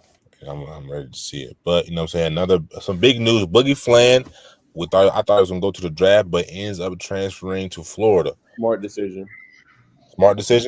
Yeah, for sure. Why you think so? Go get developed. Todd Golden's already kind of showed his pedigree, what he can do. Remember, Walt Clinton Jr. was at Iona. Went to Florida, developed there. He showed what he could do. Now, last year, Fland played good. 15 points he averaged, man. Averaged some good rebound and assist numbers, right? But didn't shoot it as efficiently maybe as he wanted, right? 36.5% is not bad for college. But again, I think he's a player that wants to take that next step. And why not go to a coach that just showed you what he could do with a player that wasn't even rated coming out of high school? That's a fact. So you know what I'm saying? Jerron, do you think it's that the Florida was the best place for him? I was kind of on the opposite side, like you mentioned. I'm a Calipari guy too. I thought he was gonna go. I said it early in the year, but amongst convos with my friends too, I was like, he was asking me about DJ Wagner. I was like, Wagner, I can definitely see coming back, and sometimes his game, even like with his dad being the pro and the jewels he got, I'm sure Wagner he's like a weird player. I'm sure his game might be more suited for the pros. But just because he has to get that, build that resume and the coaches want to trust him, he has to keep going through the collegiate ranks. But I definitely thought Boogie was ready. He showed it. He had that twitch. One of those, like, Calipari can only help develop him so much. He kind of had the base and skill set for the league. It was just go to the league, kind of be a nice reserve guy, probably play that Billingham role, come off the bench, just provide a little spark. I like him a lot. Pettiford, those type players. Definitely thought they were, headed out the door. But to see him go into Florida, I think it is a testament to what Najee said. It's just more him wanting to be more confident, maybe develop, sharpen a bit of the edges in his game. He didn't really finish strong. That injury kind of messed him up a bit. So you just kind of get that strong season, get back to the tournament, show what he can do in the tournament, and just kind of, add to his stock a little bit. So for both of y'all, I'm saying as we wrap up the Florida and Boogie Fland topic, how confident do y'all feel that Florida can go win back to back with this addition of Boogie Fland? I don't know, bro. It's a lot of parity in college basketball. They lost a lot from their roster, had more players transfer, a couple guys they thought was going to play big roles. I'd say probably it all depends how he can get them to play with cohesion, but I say right now it'll be tough. Same. They weren't even on my radar last year to even win it, until late in the tournament. Once it started, a lot of people started, throwing it out there. Florida can really do it. Florida can do it. And then they went on that hot streak. But I don't think he's going to be like that piece, that missing piece for them, or I don't think he's going to just come in and keep the rig moving. But it'll be interesting to see. I think he'll help them have a good part, like that coaching staff over there. They got the formula, so it'll be interesting to see. So we got another contender. Let me get this ad out of the way. A possible contender for next year, but Coach, we can't ignore what Coach Penny Hardaway has got building in Memphis. This is an impressive class. We got Aaron Bradshaw, former Calipari recruit. You know what I'm saying? 7 foot. Let's see. 7'1", big who can really do it all. Curtin Gibbons, 4-star. Doug McDaniel. You know what I'm saying? This is a very good class, along with a couple of transfer. Zachary Davis, you know what I'm saying, from South Carolina. So with this team that he's kind of put together, I think they're a shoe-in to be top. Not gonna say top. I think they're a shoe-in to be top 30. With the potential to be potentially mid-pack. You know what I mean? I like Aaron Bradshaw for sure. I think he adds a different dynamic. We know what Curtis Gibbons did for this team at LSU. So I think this is a dangerous team when we look at the roster from top to bottom. I think it all comes down just to coaching, man. It's just how elite of a coach can Penny Hardaway be? Can they finally make some noise? Right? Lost a lot. No PJ Haggerty, no Dante Harris. But like you said, add a lot in the portal. But we know when you add a lot in the portal, it all comes down to chemistry and coaching. Getting these guys to all buying into one, accepting their roles, and buying into the team. So for you to say that, do you not feel confident in Coach Penny Hardaway's X's and O ability? You think he's just a good player developer, good recruiter? I wouldn't say. I wouldn't say he's not a good X's and O's guy. I think he's an exceptional recruiter. I think it just comes down to optimizing the talent, right? Getting it to play all. And sometimes it's hard because you got 11, 12 players and everybody got their own thing they're trying to do and accomplish. You know what I'm saying? So that's easier said than done. I just don't know if he's that glue guy that can get everybody to buy in. Now, I think he can have exceptional talent and get him to win a lot of games. But what I'm talking about, Bacon, is going deep in the tournament. That's what I'm referring to, right? I think they'll make enough games to get in the tournament, do good in their conference play. But will they be able to – I'm talking about make some noise, Bacon. I'm talking about get to a Elite Eight, a Sweet 16, and beyond. That's a fair assessment, brother. Jerron? Yeah, same thing. That's all. I'm looking at that class now, and a couple of names, Givens and McDaniels, are two names that, as I talked about earlier, got a chance to see them way back at the CP3 camp when they were still coming up. So for him to get his hands on those, like Naj was saying, it's going to be all about molding it for the most part. Yes. We know Penny to get the talent. We know Penny to kind of piece it together. He can get the names. It's just, can they put a string of wins together and go on a little run? Can they build some momentum, get back to that Calipari style of Memphis, kind of building up a really good team in a quote unquote bad conference, but, kind of having that Gonzaga flair again and just running through the competition like they used to, and just kind of get back to that, what people kind of expected from Penny out the gate. But definitely a class where he could make some noise with. Got the guard play, got the big. It's just about if they can buy in, everybody NIL good, buy in, put all the outside noise to the side, and have a good season. Great points by him. Hard facts. Nah, I was trying to look up real quick how deep Coach Penny Hardaway has been, has went in the NCAA tournament and NCAA tournament as I type it out. But what I'm saying, that was a great point by both of y'all. Can this team?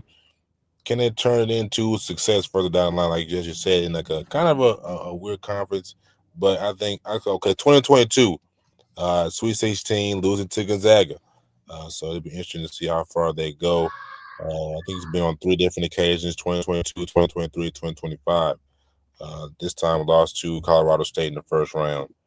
But so can he get the job done? They shouldn't have lost to Colorado State. That's what I'm saying. Yeah, shouldn't have lost to Colorado State. That's a fact. Right. But I mean, this year should be the year. Saying that for a while, Bacon.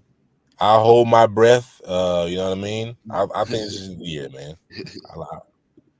But we're gonna talk about a little back to the women's side of things. WNBA. The Atlanta Dream had a solid start to the season, playing 500 ball. I believe they're 1-1. Beat the Indiana Fever last night, if I'm not mistaken, or a couple of days ago by 1, if I'm not mistaken. So we saw Tina pop out, do some good things. I really think I've been high on them since I've seen the additions. You know what I'm saying? The team, I mean, they just got a better roster, man. I really feel like Coach Tanisha got shorthanded. You know what I mean? No disrespect to the new coach. I like the offense he's running, but they're just talented, bro. You get what I'm saying? They got shooters everywhere. So I'm very thoroughly pleased with what I see from the Dream this year. You know what I'm saying? So go ahead, Naj. Yeah, I was gonna say they just took a L. They just lost to Indiana. They beat them. Remember, 91-90. Really good stout defense in that one to win. Still waiting the injury to see when she's able to come back and one of the players that got hurt in the preseason. But in this one, Tahina Pow played good. Added 11 points in that one. Hit double figures. But I like that the Dream got multiple players that can score. Right, Brianna Jones added 15. Ryan Howard led with 24 points in that game. And you had Alicia Gray, who also had 11. Right, but the difference this year with the Fever, they're a more well-rounded team. They don't always need Caitlin Clark the ball. She only had 11 points in this game, and their leading scorer was Natasha Howard, who dropped 26 and 7, obviously in the victory. So a big win on the road for the Indiana Fever as they look to continue to make their way deep. But the Dream, I think, is going to be a full-out process. But if they can find themselves in that spot, in order to win the division or just being able to put it all together, they do have a shot, right? All their losses have been close, right? Yes. They lost to Washington 94-90. Lost to the Mystics. Fever. Huh? Shouldn't have lost to the Mystics, but yeah. Right. Shouldn't have lost to the Mystics, but 94-90, 81-76. So I think you can just peel away. They have a well-rounded team. They just got to make the plays late in games. They're not getting blown out, right? The key in the game was in the second quarter, 24-16 for the Fever, right? But they're staying close in games. They're shooting the basketball at a decent rate. So it just, can they put it all together? I think is key. Mm-hmm. Yeah, and just looking at it too, that the matchup tonight, they actually got Brittany Griner in foul trouble, and she fouled out. So that 5-point loss right there, with all our sides being gone, it speaks good. Like you said, we cleaned it up a little bit, got rid of Haley Jones, tightened up the guard play, Ryan stepping it back up again. So it should be a solid season. Dream, they got the pieces to make something work. So definitely hoping for some good things this season from them. 100%. Which one of y'all know what's the next game for the Dream? Help me out. The Wings. We get Dallas. That's gonna be interesting. Paige in the building. Enrique. Yeah. Dejanay. Canton. Yeah, shout out Dejanay for sure. For sure. But ironically, we got Paige Beckers. You know what I'm saying? I'm gonna start with you, Jerron. You know what I'm saying? What's your thoughts on this Paige Beckers' first 3 or 4 games in their first season in the W? Yeah, Paige, she's her, man. She's definitely gonna be.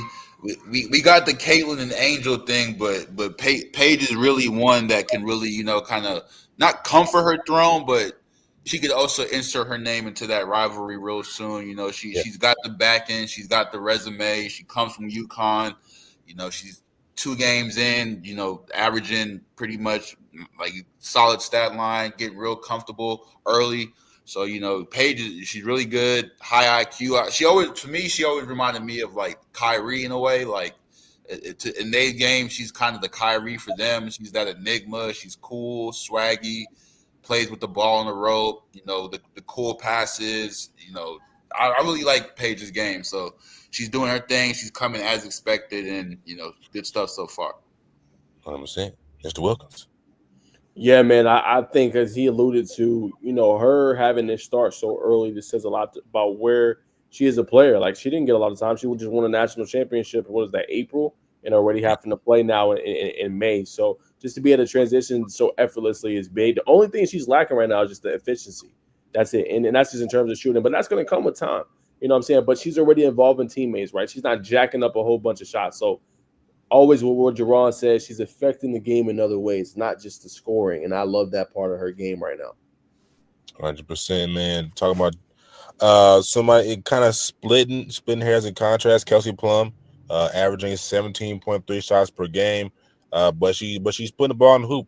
Probably one of the leading scorers in the W, averaging 26.7. So, Naj, I'm gonna throw it back to you, brother. You know what I'm saying? Did you expect to see Kelsey Plum, you know what I'm saying, come out this aggressive, and is she the spark that they're looking for in LA to get them over the top? I don't know if she'll be enough to get them over the top, but she's definitely been a revelation for them. And yes, of course, she got traded this offseason. She got a chip on her shoulder. You telling me I was with the Aces. I know she wasn't their best player. Obviously, that goes to Asia Wilson. But like, I hope this team gets to a championship, right? I was one of the main, distributors of the offense, setting everything up. So yes, like she's definitely gonna play with the edge, and you seeing that early on, right? 1 and 2, continue to see if they have everything else around her to be, good this season to be a challenger. But she's doing what she's supposed to do, and she, is setting up the offense, scoring at a higher rate, having to be more of kind of a scoring option, and she's excelling. Jerron. Yeah, most definitely. Just to tag along with what he said. Let's see, lost my train of thought. But yeah, Plum. She's one of them before the Clark stigma. It was Plum. I think Plum was up there, one of the all-time leading college scorers. She was doing her thing at Washington. She came in with that reputation, and like you said, she went over to Vegas, got her ring. Saw what it was like to play at a high level with other high talent people. Get the resources she needed, and like she said, she wanted her team kind of in a way. She had her little offseason bout. Darren Waller went through her little life story. She got traded the fresh start, so definitely not surprised by what she's doing. She's come from this. She's built for this. She's got her team. Everything is in the back burner now. It's just straight hoops. So if their main thing for me is like staying healthy. I've noticed, with Kia, Cameron Brink, they haven't really got to run that two together since they drafted them. Brink coming off the ACL surgery, Kia kind of battling injuries her rookie year, and then she just dealing with this concussion this season. Plum can be that piece that welds it all together, plays that mentor role, and kind of is that vet that they need to get them on the right track. Definitely, man. It's gonna be interesting. I think they got a potential, and they got a lineup to make it in that top 8. I really like the Sparks. They got that star power, and as they grow together, whether it be this year or years ahead, there'll be a force to be reckoned with. And there could be another team in LA to get a jersey for. If you lean that way. But switching to the Real NBA, quick, along with Plum, just whoever I'm tapped into like women's fantasy too. I got me a little squad, but Azura Stevens, I was not familiar with her game. Whoever that is, she's been a good little piece for them too. So like, they got the pieces are there, man. So just adding Plum, it just makes them kind of just a underrated, sneaky group once everyone gets healthy. Absolutely, but a great point by you. Appreciate you sharing that with the guys and the viewers. Like I said, switching to NBA, Shai Gilgeous-Alexander, got awarded the MVP of the league today about an hour ago. Currently up on the Minnesota Timberwolves by 5 points. Is it safe to if the Thunder, if they beat the Thunder, No. in this series, No. does he have a chance to steal the face of the NBA from Anthony Edwards? No.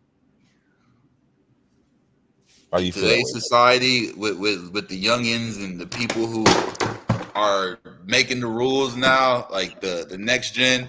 Unfortunately, it is what's on the court that matters, but Anthony Edwards' aura alone is just the kids love him, man. So it's just like he can lose now, but they know he's gonna be back, and when he come back, it's it's watch your head, watch your back. Is he coming for that smoke? He coming for everything. So Shai could win it this year, and that'll just give Ant more fuel to come back. And he did it last year where he kind of won and knocked the dudes out. Came back this year and won a little more.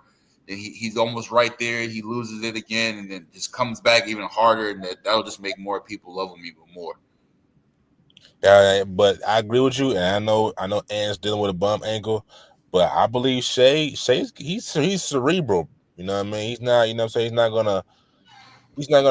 Come out and just be. He's not from London. Shai from Canada. He's a little more chill, laid back. So people they don't always gravitate to somebody with that type of mentality. But to me, he's got a Kobe Bryant mentality, and he can't be the kryptonite to what Anthony Edwards has going on in Minnesota. So long term, this could be a red stoplight in the distance for Mr. Edwards. Like you said, that this could be this generation's Kobe versus Jordan type deal. So you already know they give him the Jordan glow to Anthony Edwards. Like you said with Shai, he's got that Kobe appeal. Real cerebral, real mellow, cool. So that could be the storyline the league's looking for right there to help generate those views and get more viewers and young people tuned in to the future of the game. I'm saying, but now you feel strongly that you know what I'm saying. You think Shea is gonna, not Shea. You think Ant is gonna remain king of the league? Why is that? I don't think that's changing. I mean, you got your face of the league. You got somebody that wants it. You got somebody that wants to play defense. You got somebody that plays offense. He's improved his game. What do we always talk about with superstars when we talk about NBA, right? Guys fall off because they don't improve their game after. You go look at Kobe, every single offseason, he was adding a layer to his game. This past offseason, and adds a layer to his game in terms of his shooting. He's a more efficient shooter. If you're gonna take away him driving to the paint, he's gonna knock it down in your face. He's more comfortable, right? He's hitting them killer shots now. So when you look at a player that ain't just an offensive player, which everybody wants to be now, he's a two-way player. He can go guard your other team's best perimeter player. He has the aura that Jerron alluded to, obviously, right? And he ain't afraid to show you who he is and punch on you. And then everything else after the game is over, bro, he's a legit troll too. You ain't see what said? Lakers and five. Lakers and five.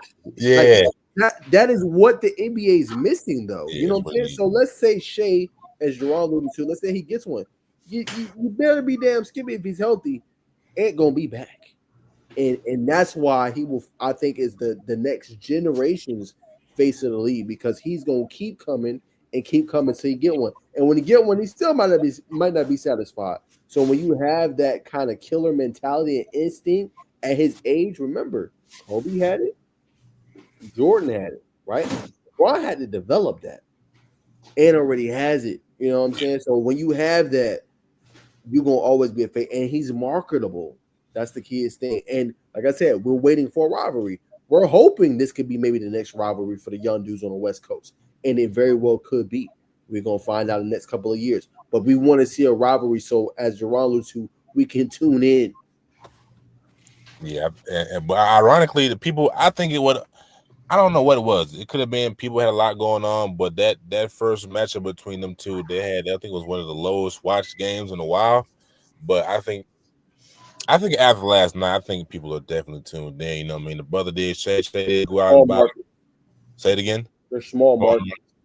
Small market. Yes. They're small market teams, but I was having this conversation with my pop. He was like, man, you know, the finals or just games would be, well, the finals would be better. Or this would be better if it had like the name brands, like just say who was talking about LA and Boston, but like say it again. That's the problem.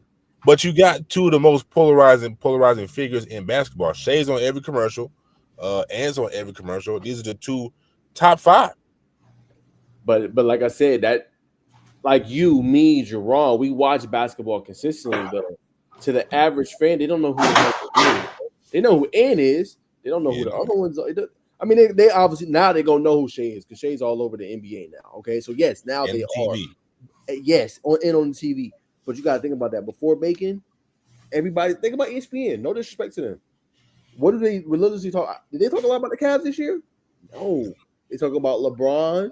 Or will this be his last run? And they're talking about Curry, because they know that those are the showstoppers. They're gonna bring attention regardless of talking about them. And Shea ain't got there yet, but they're close. So that's why you're seeing that. And they identify more with those guys. That's why this ushers in a new gen. Well said, brother. That's why I always come to you for what I'm saying, for the tidbits and the nuggets, my friend. Yes, sir. But let's see. I didn't see you put no, that's funny. So you know what I'm saying, the Knicks last night, you know what I'm saying, I feel like the fans are getting you know what I'm saying, so we're getting a treat in basketball. You know what I'm saying? I think after last night, I think the whole basketball community is definitely awoken and has arisen. So I guess we'll go to the last topic of the night. Unless you had a comment. Huh? Unless you had a comment, but Jerron already talked about it. I mean, I already said it, but I think this thing could get ugly. It's not. Like Jerron said, man, he did all that and they lost. Yeah, that's old school. Yeah, holding on to that. Now, huh? History has a funny way of repeating itself now. As we saw last night. The history book. The only thing that was different about the history book is Spike was nowhere to be found. I don't know if they said Spike. You know what I'm saying? We don't want to rile anything up. Reggie and Miller, or Reggie in the building. You know what I'm saying? But I think this year, I first of all, I picked the Pacers to win. The Knicks, the Knicks gotta they gotta get Thibodeau, you know what I'm saying, to change his ways, man. You gotta play outside of your first 8, but the Pacers are just way more talented. They got too many killers, you know what I'm saying. We saw Neesmith go off last night. That boy Halliburton, you know what I'm saying. We saw Chuck go on live TV last night. You know what I'm saying? Pull the commissioner's card. Let's get his dad back at the game. You get his dad back at the game. You know what I'm saying? Carl ain't built for this type of environment, as we just saw. You know what I'm saying? Mr. Free throw, you know what I'm saying, to keep them in the game. Mr. 3 late. You know what I mean? The Knicks just ain't nicking. You know what I'm saying? It was nice to see New York have a high rise. You know what I'm saying? But it's about to digress as I digress and move on to the next topic. So, ladies and gentlemen, we're about to give our thoughts on Mike Malone. Colin Shea, the real MVP not last night, but Monday night. You know, it's fun. I like how ESPN does things for the parody, for the storylines, but we all saw that, you know what I'm saying? What did y'all think? Whoever wants to go first. I don't know. I kind of it took me a minute because like I started soundbite and people were posting it and saying things and I was like, what am I missing? Then I was like, oh snap! They trying to call it like he being petty or whatnot, but I mean. That's what it was. Like that's the first thing I posted on my IG story when the matchup was announced. This is the matchup for the MVP. Came down to a game 7. I mean, it is what it is. He's speaking on what he saw. It's no hate behind it. It's no salt in the wounds. It was just what other way to determine it. They held off the vote until the very end. The old heads, the youngins, the new voters were watching it. How other way can you set it up to announce the MVP winner after that series? Like Shy came out on top. He willed his team. It is what it is. I agree, brother. I mean, like I said, I think it was a perfect chess move by ESPN. But I'm saying the floor is to Mr. Nugget Man, Mr. Wilkins. What you got for us, my friend?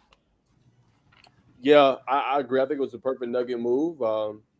Tad bit petty too. You know what I'm saying? Obviously, you know him saying that, but I mean, he kept it real. Like. He's the real MVP. Whoever won that series is going to win it. Let's be a whole 100% honest. And like I said, I always told you how I felt. I think they did him wrong by firing him right before the end of the season. I know they obviously extended they interim coach. I believe it was today or it was yesterday. But like, yeah, bro, just do people right. So I think it was definitely a strategized move. You know, obviously on ESPN part, and I think it was well deserved for him to win MVP. When it comes to Malone, like y'all been saying, man, I'm not trying to get scared. I ain't trying to put things in the universe yet, but his swagger, his little I don't care attitude, you know, it gives New York, you know, he a cool little replacement, fresh off a championship run. He did some good things with Jokic. He got Cat to play with now. I'm just saying.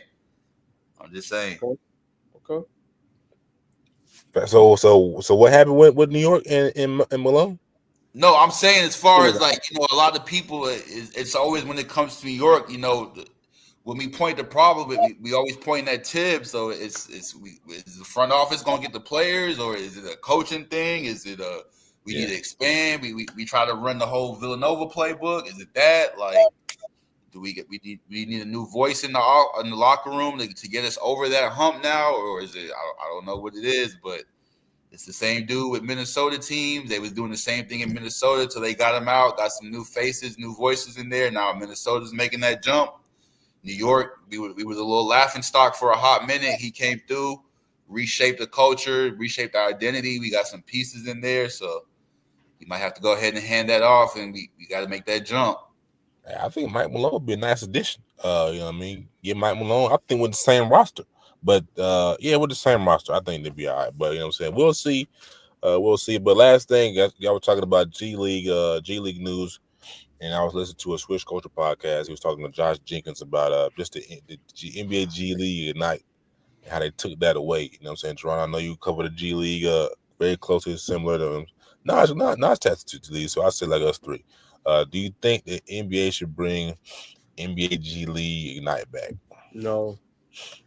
Yeah, I don't think necessarily have to bring Ignite back, but just continue to, you know, shed light on it, just give them more resources, what they need. It's a lot of teams out there. There are a lot of players, so the G League isn't as bad as much of a laughing stock as it used to be. There's quality pieces in the G League now, so just continue to develop them, play them, and get them right, and just continue making it be that like hub, that middle ground for players to get that extra development.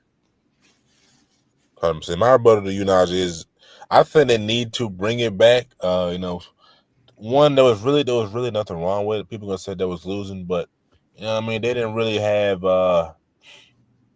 it's a team of a bunch of young guys, you know what I'm saying, that they get developed very well, that they send countless of players into the NBA, a la Ron Holland. You talked about earlier, Jerome, Boogie, Scoot Henderson. You know what I'm saying? If we don't have the G League at night, we don't see that box office matchup between Scoot Henderson and Victor Wembanyama, which was a treasure to see that they put on ESPN, which will usually be on the NBA TV. I'm saying, but and also it gives, and you can say it takes away from college basketball, but it gives kids coming out of high school a different avenue. If they don't want to go to college, they can go to, you know what I'm saying, a program, or you know what I'm saying, let's say a program like that and get developed. It's not a sustainable model, dog.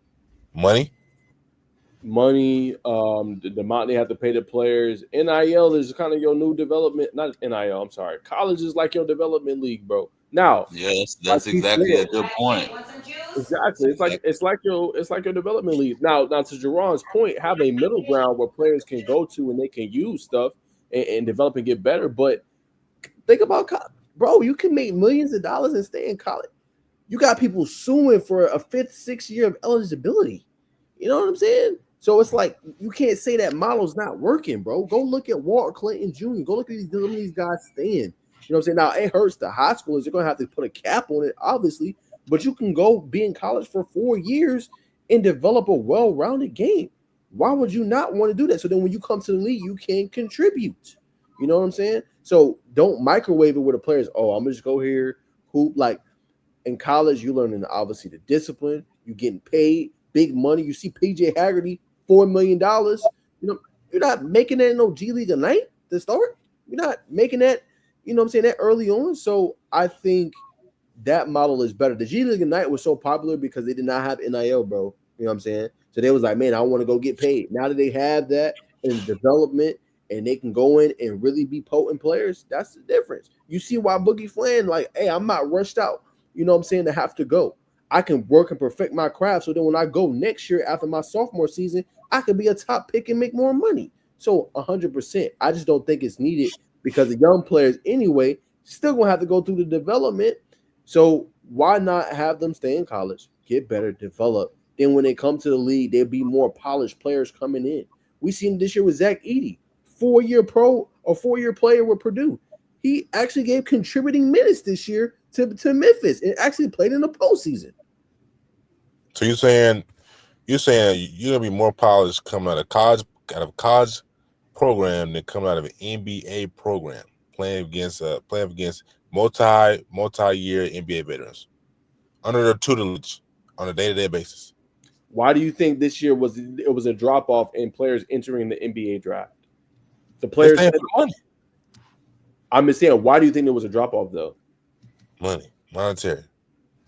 That plays a factor, obviously, but it's like, okay, I can go back another year and continue to develop my game. So like, but Scoot stayed in the G League in the G League for what, 3 or 4 years, Dron? Scoot, yeah, I think it was like 2 or 3, yeah. 2 or 3.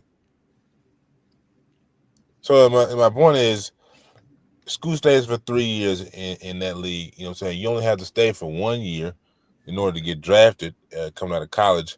My thing is, you know what I'm saying, because you're probably not going to get the same money you're playing, not going to get the same money playing in college that you would get in the G. So you're going strictly off development connections, which could possibly and garner you more marketing, more commercial stuff like that is what I'm trying to say. So I mean, I get your point. Go ahead. No, I was saying he only played a year. I just looked it up. You talking about Scoot? No, he played more than a year for sure. Just a year, bro. Just a year? Yeah, that's on NBA G League itself. This half 2022, 2023. But your Scoot point proves my point though. Like even if he went a year or two, like he still had to go there and develop. He's just starting to get some shine now, and he's been 2-3 years into the league. That's my point.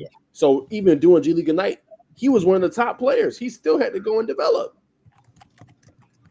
Very true. But he came out number 2 in the draft, though, so he's better than his counterparts.